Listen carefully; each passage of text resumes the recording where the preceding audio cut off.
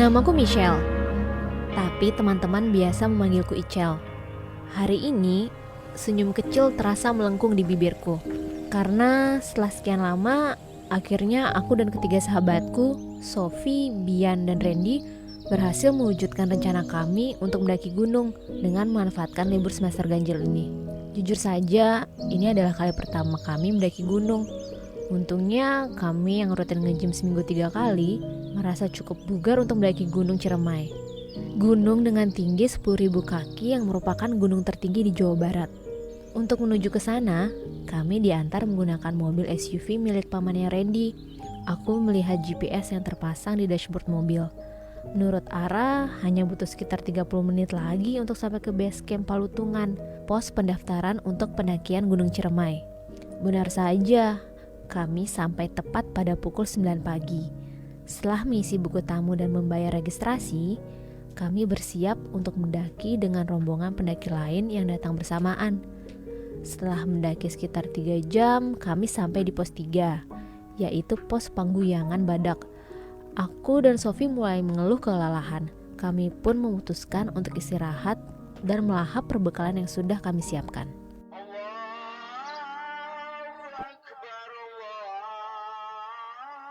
Sembayang dulu yuk geng, udah masuk waktu zuhur. Ya elah, tumben-tumbenan lo mikirin sholat Bi.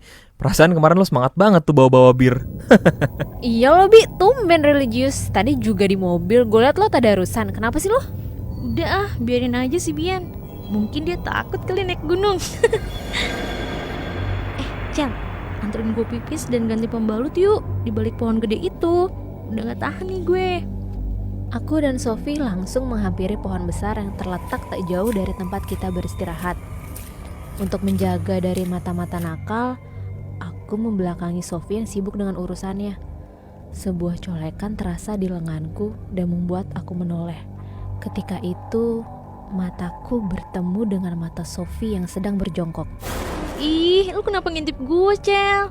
Bukannya tadi lo yang... sorry, gue pikir lo udah beres. Kulihat Sophie nampak kesal karena berpikir aku mau mengintipnya. Sophie mengacungkan kepalan tangannya seolah ingin menunjukku. Aku tertawa melihat tingkah Sophie itu. Walau sejujurnya ada rasa dingin yang menyeruak di kedua lengan ini. Siapa yang menyolekku tadi? Pembalut bekasnya mana? Udah gue buang lah. Emang lu mau apain? Mabok pakai air rebusan pembalut gue? Lo buang sembarangan. Ya udah sih, ribet amat Bi. Emang lu mau jinjing-jinjing sampah yang bau anyir? Semoga kita gak celaka ya. Kalimat Bian berhasil menghipnotis keadaan menjadi suram. Lanjutan perjalanan pun tak ada candaan seperti liburan-liburan kami sebelumnya. Aku malah mengkhawatirkan apa yang diucapkan Bian tadi. Kalian nyium bau amis gitu gak? Justru gue juga mau nanya, tapi takut nyinggung lo Sof. Tapi aneh gak sih gengs, bau amisnya kayak ngikutin kita gitu. Pasti lo sih Sof ini. Lagi kenapa sih kita ribet banget? Naik gunung bawa-bawa cewek lagi mens. Bau. Ih, apa-apaan sih lu, Cel? Ngatain gue bau. Apaan? Gue gak ngatain lo, gue dari tadi diem aja. Udah, jangan berantem deh mendingan. Sorry nih Sof, kita gak ada yang ngatain lo bau. Kuping lo aja kali konslet. Mulut lu jaga dong, Ren. Beneran kok, tadi gue denger suara cewek bilang bau. Atau jangan-jangan itu Udah, suara... lo jangan ngomong yang enggak. Mendingan kita lanjutin perjalanan aja. Udah sore nih. Jarum pendek pada arlojiku sudah mengarah ke angka 5 dan kami sudah sampai di pos 5. Kami memutuskan untuk berkemah di pos 5. Hanya satu tenda yang kami dirikan karena tubuh-tubuh langsing milik 4 orang ini akan muat di dalamnya. Sambil minum bir, kulihat Sophie dan Randy sudah bercanda seperti biasanya. Mereka juga meminum bir untuk menghangatkan badan. Aku bersyukur mereka sudah melupakan perdebatan tidak penting beberapa saat yang lalu.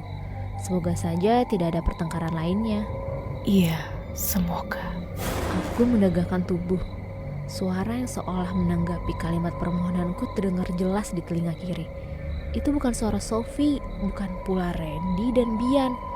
Suara perempuan, atau jangan-jangan ini suara perempuan yang Sophie maksud. Kalau iya, suara siapakah itu? Dengan segera aku merapat ke tubuh Bian. Entah mengapa kuat kemit Bian yang aku yakini sebagai zikir membuat aku bisa menetralkan rasa takut. Akhirnya aku memutuskan untuk tidur diapit oleh Bian dan Sophie. Cel, Bi, bangun. Randy kenapa tuh di depan tenda? Cel, Bi, gimana ini? Iya, bentar. Gue coba keluar minta pertolongan rombongan lain ya. Gimana Cel? Kamu nggak jadi keluar? Kok aneh ya? Perasaan semalam di sini banyak yang pasang tenda, kok sekarang kosong sih? Jangan tambah bikin panik dong, Cel. Bian, lu jangan diem aja dong, bantuin kek, apa kek. Lo kenapa, Bi? Lo kenapa bengong aja? Bian, Bi, Cel, Sof, gue nggak kenapa-napa kok. Ren, sadar Ren. Lo kenapa Ren? di sela kebingungan kami, perlahan lengan Randy mulai bergerak. Mulutnya sedikit membuka dan terlihat napasnya konstan. Setelah kejadian itu, tidak ada satupun yang kembali tertidur. Kami terjaga sampai pukul 3 dini hari dan meyakinkan masing-masing apakah kami akan melanjutkan perjalanan menuju puncak. Ren, Cel, Sof, kayaknya kita pulang aja deh. Gue nggak yakin kalau kita nerusin ke puncak. Gue takut terjadi apa-apa sama kita. Kalian kuat nggak? Kita turun sekarang. Aku tahu mengapa Bian berkata seperti itu. Sophie dan Randy pun terdiam lalu mengangguk bersamaan. Sejujurnya, baik aku maupun ketiga temanku, mereka sudah cukup letih untuk terus berjalan. Tapi kejadian-kejadian yang sudah kami alami membuat kami enggan untuk meneruskan pendakian. Saat kami mulai menuruni jalur pendakian, tiba-tiba saja tubuhku limbung karena dihantam oleh sesuatu dari arah belakang. Aku tidak tahu kapan tubuh ini berhenti berguling. Hal yang terakhir aku ingat hanya sayup-sayup suara Bian, Randy, dan Sophie yang memanggil namaku. Cel, bangun Cel. Kamu gak kenapa-napa kan Cel? Cel, kita udah aman kok. Kita udah ada di base camp Palutungan nih. Yuk kita pulang yuk. Mobil pengen gue udah jemput tuh. Hei, kalian... Kamu tadi kenapa pingsan, Sof? Kamu baik-baik aja? Kamu yang tadi nabrak tubuh aku kan, Sof? Kita ceritanya nanti aja ya Cel. Sekarang kita masuk ke mobil dulu. Kita udah terlalu lama nungguin lo siuman. Bian dan Randy memasukkan barang bawaanku dan Sophie ke dalam bagasi. Aku dan Sophie masuk ke dalam mobil terlebih dahulu. Pintu samping dibuka oleh Bian. Ia ternyata memilih duduk bertiga di baris kedua SUV ini. 20 menit pertama, kami masih terdiam. Hingga akhirnya, Randy yang biasanya tertidur selama perjalanan menoleh ke arah kami bertiga dan membuka pembicaraan. Oke, stop diem-dieman kayak gini. Gue tahu ada yang terjadi sama kita selama mendaki. Iya kan? Kenapa sih kalian diem aja? Kalau gitu gue yang mulai cerita deh. Gue semalam tuh sempet keluar tenda karena ada suara cewek yang manggil gue. Cuman pas gue keluar, gak ada siapa-siapa. Gak lama setelah itu, gue ngerasa kedinginan dan gak sadarkan diri. Suara perempuan. Apa itu suara perempuan yang ngatain gue bau ya? Gue juga mau cerita. Gue dicolek pas lagi nunggu Sophie pipis. Terus gue juga dengar suara perempuan yang setuju dengan pengumuman gue. Yang terakhir pas perjalanan pulang, gue ketimpa benda dari belakang yang gue kira tuh Sophie. Setelah itu gue pingsan lama ya. Jadi gini Cel. Gini Sel, gini. Sorry ya Cel, gue gak suka nih drama-drama kayak lo, Sophie, dan Bian. Intinya aja Cel, lo tuh ngilang pas izin pipis di perjalanan pulang. Lama banget Cel, ada kali 1 jam lebih. Gue kok gak inget ya kalau gue izin pipis. Sumpah, kalian tahu kan kalau gue detail oriented. Jadi gak mungkin gue lupa apa aja yang udah gue lakuin. Terlebih semua terjadi belum lama. Nih, setelah kita ketemu lo tuh jadi aneh banget.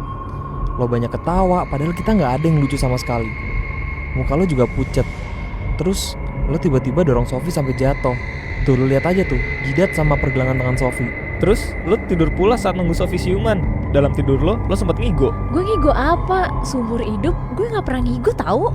Tolong teman-teman, tolong jangan tinggalin aku. Kalimat yang diucapkan oleh Randy membuat suasana di dalam mobil kembali hening dan tegang. Aku pun bingung harus berkomentar apa. Kalian bikin banyak kesalahan. Sophie buang air dan pembalut sembarangan. Randy ngecengin gue yang mau sholat. Belum lagi kalian minum-minum pas kedinginan. Dan elu, Cel, kira-kira apa kesalahan yang lo buat selama perjalanan kita kali ini? Beberapa saat kemudian, aku muntah tanpa bisa menahannya.